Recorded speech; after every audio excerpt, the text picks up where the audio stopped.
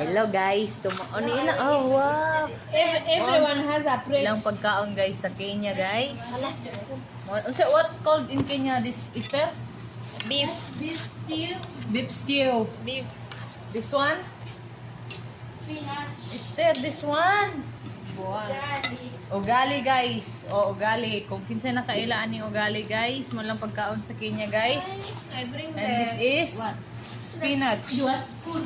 No. See guys, kung unsaon niya pagkaon guys, patanaw ta mo. Kuha na siya. Corn This, flour. Yeah, and then spinach. Yeah. We will try 1 spoon first. Here.